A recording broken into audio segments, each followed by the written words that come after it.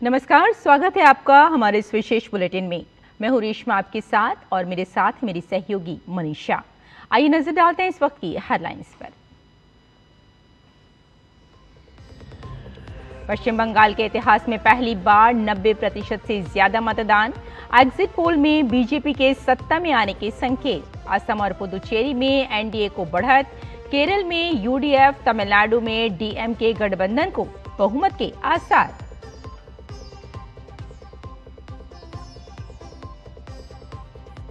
रक्षा मंत्री राजनाथ सिंह आज इटली के रक्षा मंत्री के साथ आज करेंगे द्विपक्षीय वार्ता। वैश्विक स्तर पर बदलते सुरक्षा परिदृश्यों पर अहम चर्चा संभव।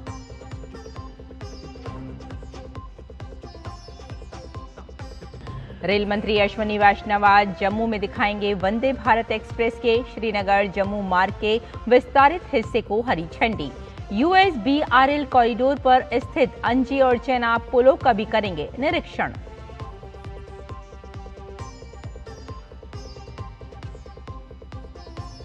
अमेरिका, ईरान और रूस यूक्रेन संभावित संघर्ष विराम के बीच डोनाल्ड ट्रंप और व्लादिमीर पुतिन को फोन पर बातचीत। दोनों नेताओं ने बताया बातचीत को सार्थक।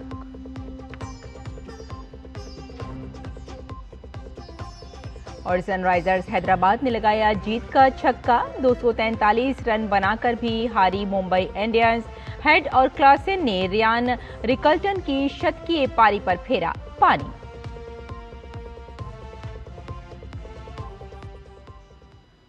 और आइए अब समाचारों पर डालते हैं विस्तार से नजर। पश्चिम बंगाल में दूसरे चरण में 142 सीटों पर 92.47% से ज्यादा मतदान दर्ज हुआ। कुछ जगहों पर हिंसा और झड़प की भी खबरें आईं। हालांकि ज्यादातर जगह मतदान शांतिपूर्ण तरीके से संपन्न हुआ। राज्य में आजादी के बाद से 17 बार विधानसभा चुनाव हुए हैं, लेकिन ये पहला मौका है जब वोटिंग 90% से ज्यादा हुई है। पश्चिम बंगाल में मतदान संपन्न होने के बाद तमाम चुनावी एजेंसियों ने अपने अपने एग्जिट पोल दिखाना भी शुरू कर दिए हैं। एग्जिट पोल में पश्चिम बंगाल में टीएमसी की सरकार की विदाई और बीजेपी के सत्ता में आने के संकेत स्पष्ट दिखाई दे रहे हैं। वहीं असम में भाजपा जीत की हैट्रिक लगाती हुई नजर आ रही है। केंद्र शासित प्रदेश पुदुचेरी में भी एनडीए को एक बार फिर बढ़त मिलती दिखाई दे रही है। वहीं दक्षिण भारत के राज्य केरल और तमिलनाडु की बात की जाए तो केरल में यूडीएफ और तमिलनाडु में डीएमके गठबंधन को बहुमत मिलता नजर आ रहा है। भारत और इटली के बीच रक्षा सहयोग को और बढ़ावा देने के लिए रक्षा मंत्री राजनाथ सिंह आज नई दिल्ली में इटली के रक्षा मंत्री गुइडो क्रोसेटो के साथ द्विपक्षीय वार्ता करेंगे। इस महत्वपूर्ण बैठक में दोनों रक्षा मंत्री भारत और इटली के बीच रक्षा सहयोग से जुड़े विभिन्न मुद्दों पर चर्चा करेंगे। साथ ही बदलती वैश्विक सुरक्षा को ध्यान में रखते हुए क्षेत्रीय और अंतर्राष्ट्रीय मुद्दों पर भी अपने विचार साझा करेंगे। इससे पहले इटली के रक्षा मंत्री गुइडो क्रोसेटो राष्ट्रीय युद्ध स्मारक पर श्रद्धांजलि अर्पित करेंगे, जहां वो देश के वीर शहीदों को श्रद्धांजलि देंगे। साथ ही गुइडो क्रोसेटो रक्षा मंत्री राजनाथ सिंह की उपस्थिति में गार्ड ऑफ ऑनर का निरीक्षण भी करेंगे।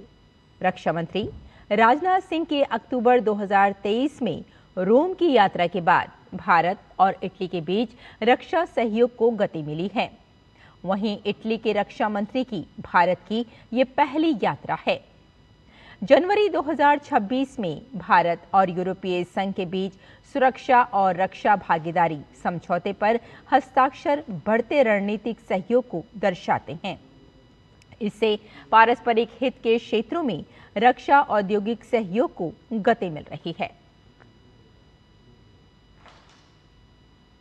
गृह मंत्री अमित शाह आज से 2 दिन के लिए लद्दाख जाएंगे। ये दौरा खास इसलिए है क्योंकि इस दौरान वे बुद्ध पूर्णिमा के अवसर पर आयोजित एक ऐतिहासिक अंतर्राष्ट्रीय प्रदर्शनी में शामिल होंगे। उन्होंने सोशल मीडिया प्लेटफॉर्म एक्स पर जानकारी देते हुए बताया, मैं 2 दिवसीय यात्रा के लिए लद्दाख रवाना होऊंगा।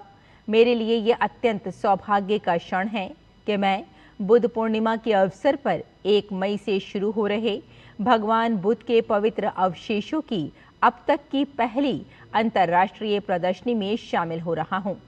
इस प्रदर्शनी में दुनिया के विभिन्न हिस्सों से आए श्रद्धालु भगवान बुद्ध के अवशेषों के प्रति अपनी श्रद्धा अर्पित करेंगे।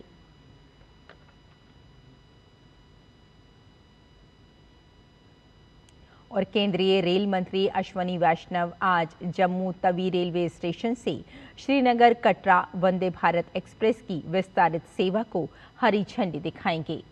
जानकारी के अनुसार ट्रेन को अब कटरा से आगे जम्मू तवी तक विस्तारित किया गया है।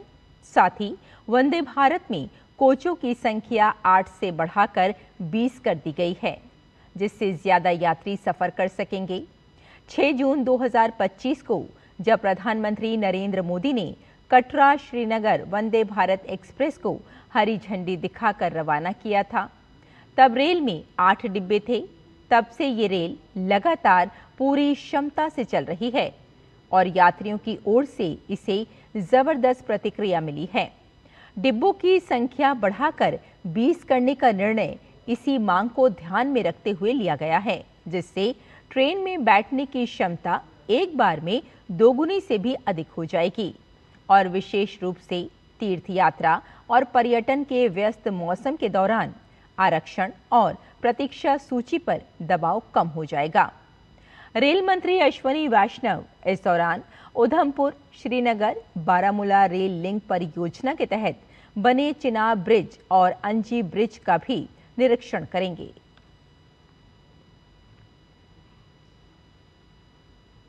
मध्य प्रदेश के धार जिले में बुधवार देर रात भीषण सड़क हादसा हो गया। मजदूरों को लेकर जा रहे एक पिक वाहन के दुर्घटनाग्रस्त होने से 15 लोगों की मौत हो गई, जबकि कई लोग घायल बताए जा रहे हैं। इंदौर के डिविजनल कमिश्नर सुदाम खाड़े ने बताया कि दुर्घटनाग्रस्त पिकअप वाहन में 46 लोग सवार थे। मृतकों में महिलाएं और बच्चे भी शामिल हैं। बताया जा रहा है कि तेज रफ्तार पिकअप अनियंत्रित होकर सामने से आ रही कार से जा भिड़ी। टक्कर इतनी जोरदार थी कि मौके पर चीख पुकार मच गई। बताया जा रहा है कि सभी मजदूर काम खत्म कर अपने घर लौट रहे थे। हादसे के बाद घायलों और शवों को धार जिला चिकित्सालय पहुंचाया गया, जबकि गंभीर घायलों को इंदौर रेफर किया गया है। प्रशासन मौके पर पहुंचकर राहत और बचाव कार्य में जुटा है। प्रधानमंत्री नरेंद्र मोदी ने मध्य प्रदेश के धार में हुई भीषण सड़क हादसे पर गहरा दुख व्यक्त किया है। प्रधानमंत्री कार्यालय की ओर से एक्स पोस्ट में दुख जताते हुए लिखा, मध्य प्रदेश के धार में हुई एक दुर्घटना में लोगों की जान जाने की खबर सुनकर गहरा दुख हुआ। इस हादसे में अपने प्रियजनों को खोने वाले लोगों के प्रति मैं अपनी हार्दिक संवेदना व्यक्त करता हूं। घायलों के शीघ्र स्वस्थ होने की प्रार्थना करता हूं। मृतकों के परिजनों को PMNRF से 2 लाख रुपए की अनुग्रह राशि दी जाएगी। घायलों को 50,000 रुपए दिए जाएंगे। वहीं बेंगलुरु में लगातार जारी बारिश के बीच बुधवार को अस्पताल की दीवार ढह गई। इस हादसे में 7 लोगों की मौत हो गई। मरने वालों में 3 बच्चे भी शामिल हैं। आनन फानन में रेस्क्यू ऑपरेशन चलाकर 7 लोगों को बचाया गया है, जिनका अस्पताल में इलाज जारी है। हादसे की चपेट में आने वाले लोग सड़क किनारे मौजूद वेंडर और राहगीर बताए जा रहे हैं। हादसे के बाद मुख्यमंत्री सिद्धारमैया घटनास्थल पहुंचे और मृतकों के परिजनों के लिए 5-5 लाख रुपए मुआवजे का ऐलान भी किया।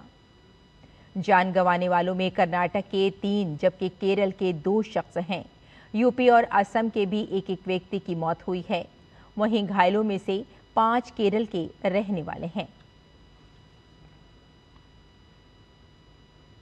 प्रधानमंत्री नरेंद्र मोदी ने बेंगलुरु में हुए इस हादसे पर दुख व्यक्त किया।